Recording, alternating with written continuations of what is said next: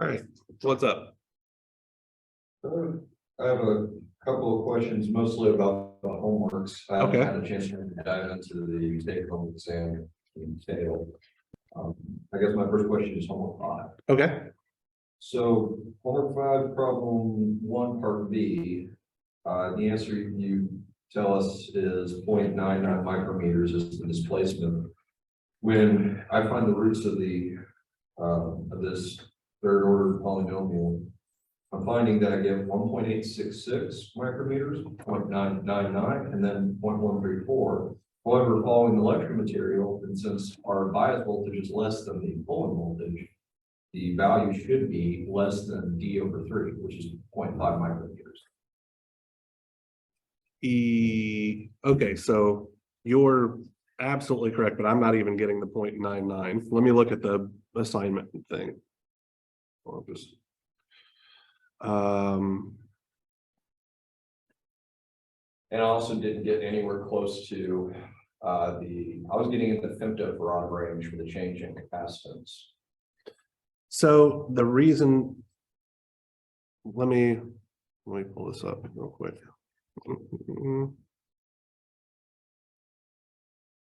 MSE 402. You're 100% correct about it's a third order polynomial, so there are 3 roots, and I did not take that into account. So I just set up a solve block with my initial guess value as 1 micron, which is actually larger than is a possibly allowed thing. So the solution that MathCAD gave me is one of the erroneous solutions. Right, it's looking at the largest possible value that's still under what you're telling me it should be. Yeah. So for, let's see, part A, for part B, yeah, I didn't even get 0.999 microns, so I don't know where I got that number from. No, it's definitely one of the roots, that polynomial. It's just not one that will work. Okay. Well, so when I solved, let me give you the equation that I solved, just so that we're making sure we're talking about the same things here. Okay. So I was solving 1/2 epsilon naught times the plate length squared, which is simply the area, right? Divided by D minus X naught squared, where X naught is the equilibrium position of the plate. So effectively the forces will be, the electrostatic force will be balanced by the mechanical spring force times my applied voltage squared minus my mechanical spring constant times that displacement is equal to 0. So that's what I am solving for the displacement. Okay, which what I used was in that lecture. Give me 1 second. Yeah. Sorry, I'm Nope, not a problem. I'm always disorganized, so it is not an issue whatsoever. So if we're solving 2 different things, that's also potentially problematic. What was the date on that? I believe that was the 20th or the 23rd of January when we did the material for this. Yeah, so another slight issue with this is that I could not find my notes, so I just used the textbook to get this equation. But anyway, so this is what I solved in MathCAD. Where the heck did I get? Okay. I think I found the. No, that's something different. Yeah, I will happily go search my office for the notes and or pull up the YouTube video. I think this is the day. It was the 23rd. Okay. I'm sorry, it was the 20th. It's 2023. That's what I'm right on my doodle. Okay, so this is the form of the equation I use. We're taking V by squared equals. I can't recall exactly, but you rearrange that to solve for X and give you that third order. All right, so let's see. So your V squared is equal to 2 K total as I have it.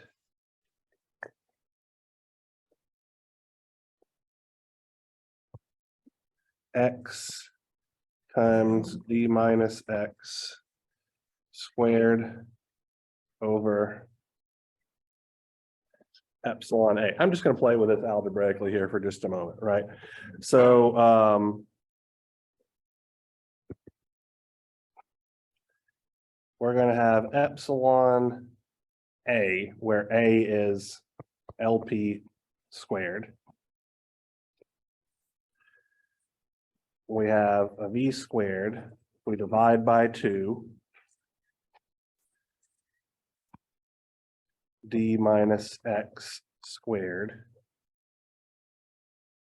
is equal to k total times x. So we're solving the same thing. It's just algebraically expressed differently. So, okay, so we are solving the same equation. So that is a plus here, I guess.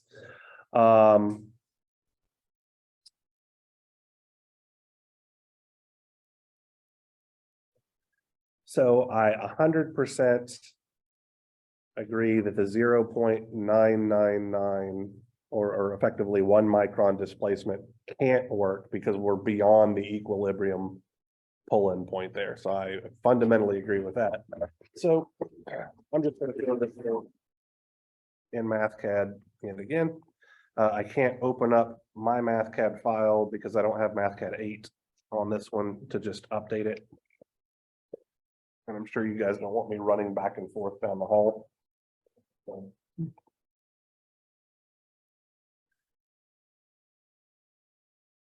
So let's see.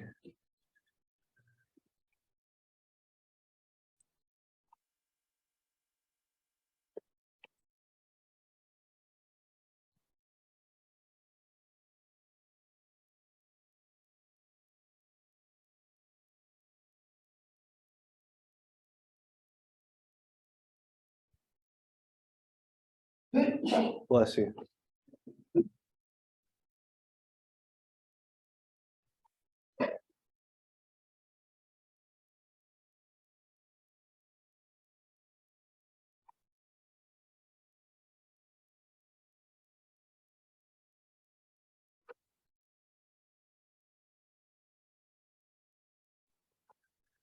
All right, so I calculated the spring constant of one guided beam spring as E times WS times the thickness cubed divided by the length cubed, where I effectively took the fact that the moment of inertia is the width times the length cubed over 12, and then there would have been a 12. Yeah. That's L sub 390. Yeah, that should be L sub S cubed, but I did not do the sub. Then multiply that by 4 for 4. Yeah, I do that as a separate calculation because I'm lazy. Equal to 4. Separate calculations so I can see every part. Sure, it's all. Yep. I like to confuse myself. It keeps me guessing. See, it's a way to make sure that future me and past me are always at each other's throats. All right, so 2 point, that's the same thing, and I'm just going to force this to tell me that number in newtons per meter, which is literally just the same number.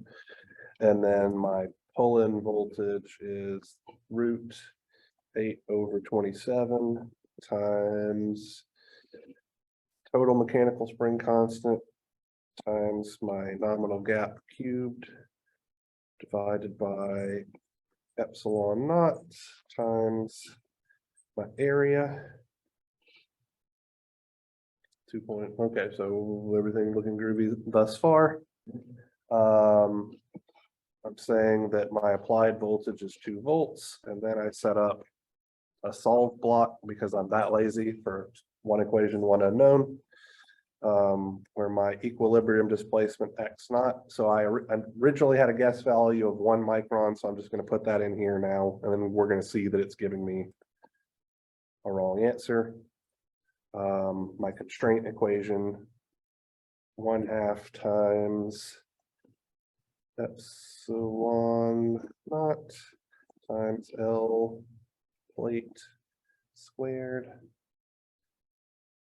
over D minus X naught squared. Nope, not subscript, superscript. Minus K. Yep, you're absolutely right. Just losing my mind here. It's the end of the quarter. I was about to do it a third time. I just control equals 0. And then X naught is equal to find X naught. There's a 0.999 that I. That's it's definitely one of the roots. It's just, I think you're telling you your initial guess is 1 micrometer. It's looking for the nearest value. Oh, no, it absolutely is. But literally on the sheet that I have right here, it's telling me 1.279 microns, which I don't know what change that I made. I'll walk with you real quick. Because the way I did is instead of doing a solid block, I just broke it down. Well, so what I'm going to do is I'm just going to choose 0. Okay. And there we go. Yeah. So I need to choose a guess value that is closer to an actually usable solution is the only thing there. Yeah. So that was just me not checking my work to make sure that the answer was reasonable, just taking the answer that the solve block gave me at face value when I should not have, because there are absolutely 3 solutions to this thing because it's a cubic function. Yeah. So I will happily update that, and you are 100% correct that the answer that I provided is not a valid thing, because if it extends by that much with that voltage, the plates will snap together. Right. All right. So that's definitely not you, that's me. The next part of that, so part B and then part C, I can't get anywhere near the size of the change capacitance that you're calculating. Well, so the change in the capacitance that I'm calculating, And that's even using a 0.999 micrometer displacement. I can't get anywhere. okay. So let me.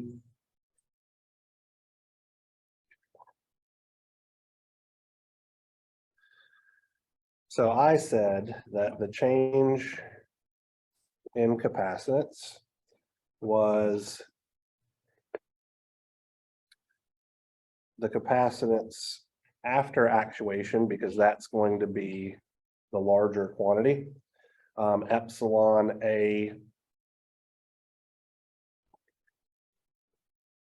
over the displacement D minus X naught, right? EA over D is the capacitor minus epsilon times the area over the unactuated value. Right. Oh, it doesn't know what a femtofarad is for whatever reason. No, it doesn't. It also won't let you do nano or micrometers. Only whole meters. Yes. So with the correct value of displacement, it seems like this should be 23 and some change femtofarads. So And just for the sake of argument, I'm going to throw this in here. 471. So I am a bit confused, but let me just see what happens. Oh, that makes it go to infinity, so that's not going to work. What's it to? Oh, okay. So you used to value here. That's right. Okay. Yeah.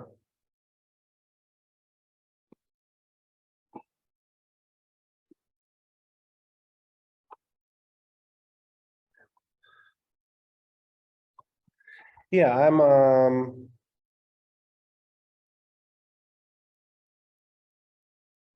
I'm confused right now at what in the sheet I printed off is causing the displacement to give me a value of 1.279 microns, but effectively, if the plates are really, really close to touching, it would make sense that the change in capacitance would be very large, which is where that number. Let me look at the sheet here. Let's see.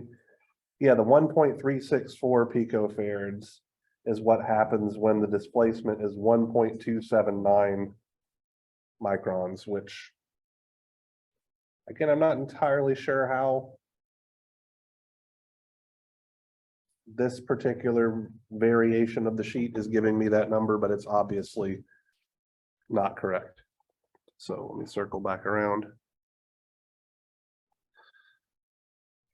So choosing my guess value for my solve block to be 0 microns gives me an equilibrium displacement of 0.134. Actually, I can just make this nanometers instead of microns. Doesn't particularly matter. 23.236 femtofarad change. And all of those numbers are physically realizable without having the plates snap together. That's what I was getting to. I was just Yeah. trying to make sure there wasn't something. Nope, not something you were missing at all. I was just in a hurry and didn't put enough thought into it. Then problem 2, I'm able to get part B, to change capacitance. I don't think there's any problems there, but for part A, I'm getting a value way higher than 442.7 nanometers. I am, what the hell is, did you get 3.542 micronewtons? Yes. So did I. It's literally what's on my sheet. I don't know. Okay. Maybe you copied, okay, so if you use the same picture in another homework assignment here, I'm wondering if maybe it just held some numbers that were old. Maybe I just copy and pasted poorly. That is always a possibility. Yeah, so for problem homework 5, problem 2, part A, 3.542 micronewtons is the number that I got in my MathCAD sheet. And that's just N times epsilon naught times H over 2D times the applied voltage squared. Yeah, I so put mine in as 3,542 nanometers to different units, which kind of told me, wow, I'm really far from the solution. yeah. Yep. So no, so that's that is another mistake on the sheet that I will need to fix. All right. So there were only 2 problems in homework set number 5, and I've managed to screw up both of them, so that's great. What was what did it need to be for problem T? 3.542 times 10 to the minus 6 newtons. And I will, as soon as we get out of here, update the sheets and then on my computer down the hall, and then update the assignment sheets, correct numbers as well. All right, what's next? Just a quick question about problem 2 on homework 7. It's more of a unit set. I'm seeing here you get 1.580 times 10 to the negative 6 for the damping coefficient. I'm getting 1.571. That's close enough. I think it's just a math cat rounding thing on my part. Yeah,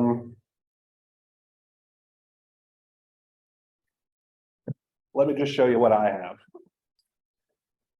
There's always a possibility that I've done something.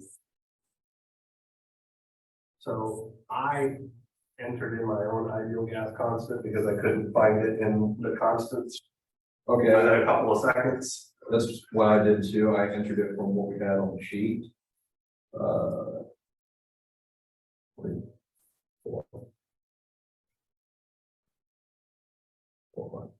Document just trying to see. Okay, more. It's a 7, right? Yeah. Okay.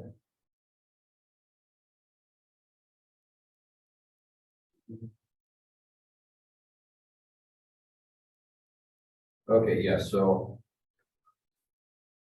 Okay, so this problem, I think we didn't have the gas constant pop up, but we're using the effective from the previous problem, which I get the exact answer here. In problem one, yeah, 6.133, so. So that seems legit. Okay, Yeah, so I don't. so problem 2. And it's 225, right? Okay, that's what you have written down. R naught is 1 micron, RC is 7.5 microns. The height doesn't matter for that particular thing. And then so let's see.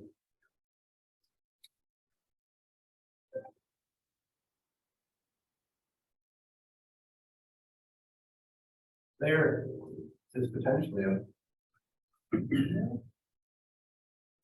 Well, that's just the way I have it written down. I actually did all the work in MathCAD, and I don't think there was a. So the discrepancy here is you're saying n times pi times the radius of the holes. Whereas I'm saying it's a square plate of 200 microns squared. So that's the difference.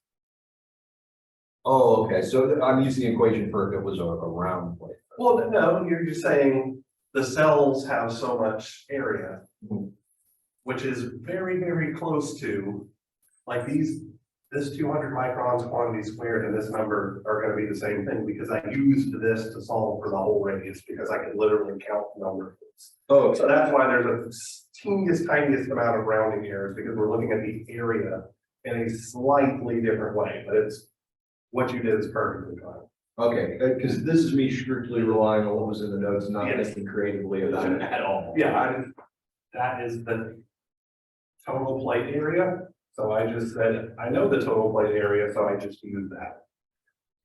Nothing you did is wrong there. Okay. So that's why the numbers are so close. It's looking at it from a slightly different thing. I'm taking into account those little bits of area between where the circles don't overlap and all that kind of stuff, and you're not. Because that thing just represents the area of the plate.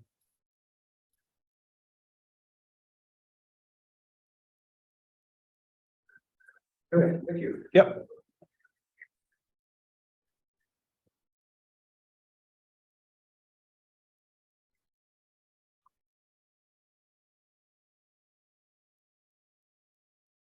That pretty much covers all my questions. I think I sent you that email, having only looked vaguely at the homework solution, then sent you that question about. I thought we were talking about like a case 3 longitudinal cone drive when it's literally just substrate. Yeah. Hadn't had a chance to look at that since. Yeah, no, that should be fairly straightforward. I mean, like I said in the email, people in Zoom or whatever. In the whatchamacallit, I believe in the problem statement for the take-home exam, I say something about referring back to our lectures on capacitive sensing because we're determining emotional current. But for those of you who don't feel like doing that, emotional current is, sorry, the applied voltage. So we're using a DC voltage there, and then it's the derivative of the capacitance with respect to time.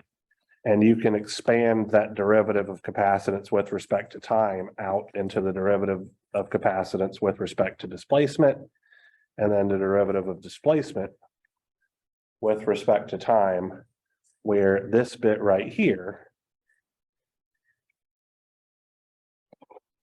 is just J omega XS.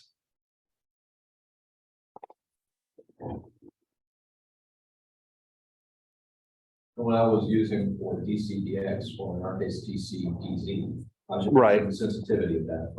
Right, but because it's a parallel plate capacitor instead of a cone drive capacitor, it's not a linear relationship. Okay.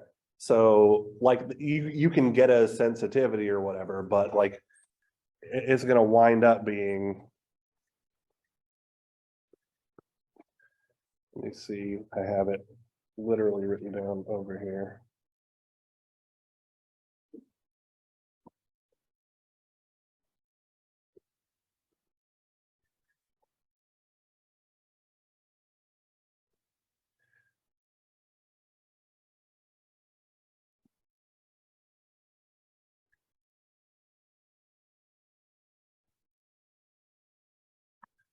And I'm using simply the magnitude of the displacement, because I don't care about phase angle or anything like that when I'm calculating my current.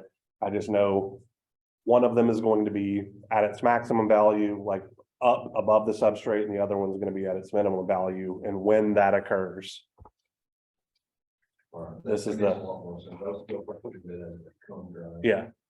So one is going up, the other one is going down. They're displacing by the same amount because they're both experiencing the exact same Coriolis force. So one of the capacitance is getting larger, the other one is getting smaller, and they are electrically connected in parallel. So this is what it's going to look like. This is the derivative of that capacitance with respect to displacement.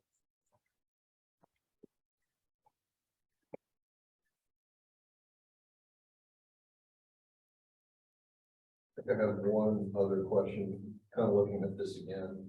This is more related to the lecture materials. I couldn't find where I had written it down. But in the example problem from the lecture on 215, which was, I think, really, it's an example problem almost identical to what we're working on this exam. There's the AC component of the electrostatic force, which is given by the equation dEC, dAC, cosine the angle between them, dCdx. And I was a little bit confused on what happened to that cosine. Is it they're 90 degrees apart? Oh, so that cosine, that's showing us the cosine omega t is saying effectively we have a time varying oscillation. We only need to worry about the maximum amplitude. Okay, and that's going to be when cosine is equal to 0 at 1. Yeah, exactly right. Yeah, so we're just looking at the peak value. So what's the peak value of the drive mode displacement? Because that's going to give us the peak value of the sense mode displacement, which in turn gives us the largest change in capacitance that we're going to see. It's the only thing we care about. Yeah. Thank you. It seemed like that might. I was because of what I was seeing on the homework, so I was drowning my fundamental knowledge of some other. Yeah, no. So that cosine omega t there represents the fact that we have a sinusoidally oscillating force that is driving this thing back and forth, but we only care about the maximum values because the maximum values are what's going to give us the biggest signal that we can measure.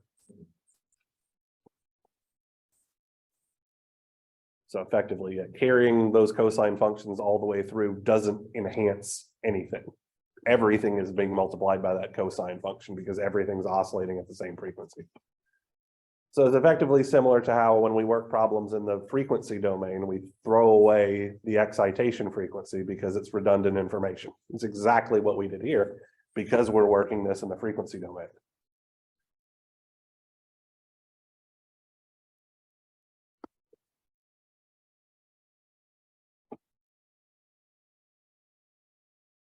You have any questions?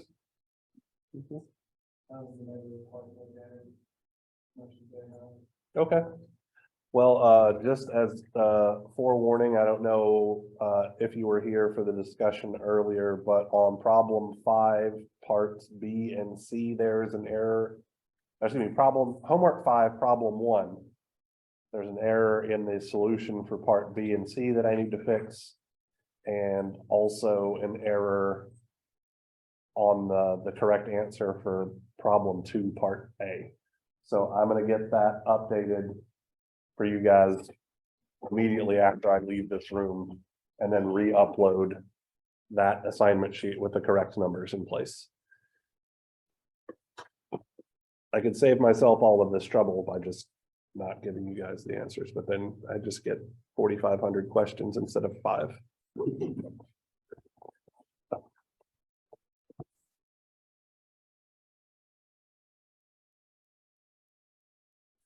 Anybody? Let me make sure this is not, oops, I just turned the damn thing off. That's not great.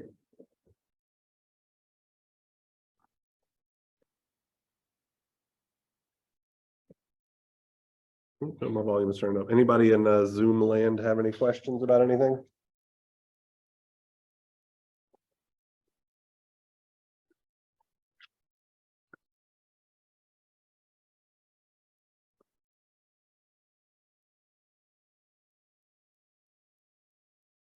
All right, well, if nobody else has any questions, I am gonna go down the hall to my office and fix my mistakes.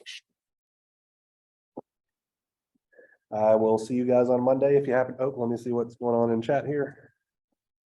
Oh, Jack, yeah, no problem. And sorry for the typos and all that kind of jazz in jackassery with MathCAD, I guess. And like I said, I'll get this fixed and corrected for you guys here in the next couple of minutes.